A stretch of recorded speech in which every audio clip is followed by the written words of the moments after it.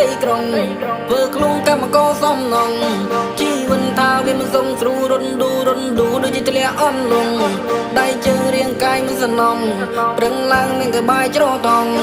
បើភ្នែកពេលដែលចេញពីមុខស្លឹងជុំវិញខ្លួនឃើញតែបើស៊ីម៉ងគឺដូចសម័យខ្ញុំចង់ខ្លាចជាតារាប្រឹងជុំទៀលនៅកន្លែងធ្វើការយកស្រោតតដៃខ្ញុំនៅដៃចោបេដូចលោតហោបងទំនុកទាំងសិលាចិត្តក្មេងនេះចាប់ក្តីស្រមៃមួយជាមួយភ្លេងមួយជាមួយតន្ត្រីមានតែការគិនមានតែខោវិស័យតែបើសិនជាប្រៀបធៀបដូចជាមេឃនឹងដីពីប៉ុនដល់8ដៃកាន់មេក្រូគេបោកស៊ីសទៅមលីអូហើយតែចង់ល្បីលើសលេងស្រែកហូរលាយដូចឡានកិនស្អុយដូចជាអាចគោអូហូរឿងដែលវាហួងជីដីកប់ចោលទៅចង់មកកម្មពីចាត់ទៅខ្ញុំរំដកក្រុងមិនចង់ប្រៀបធៀបឡៃលើរបបជុំចាត់ទៅហៅសកម្មទៅពួកលោកអស់ទាំងដែរដែលមកជន់ដីក្រុង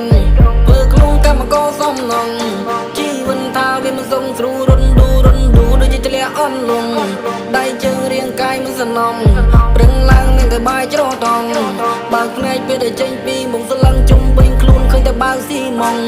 ថ្ងៃសុំលើសុំត្រូវចែកដាច់ពីគ្នានេះដែលចង់ជន់មានវិជ្ជាទៅដើរជន់មាននិយាយអាក្រក់ក្រោយក្នុងមិនចិត្តទៅស៊ីមកទៅបងលឺអត់អាចមានពួកអាគ្មានប៉ុនបងអើយថាមិនចង់និយាយព្រោះនិយាយទីអត់និយាយចេញមកលខេលខាងដូចមិនមកចេញពីព្រៃព្រោះប្រូជារឹកញីស្លាប់គោដោយសារស្រីគុំធ្វើជារឹកលុយវិជ្ជាតែញឹកដូចចៃ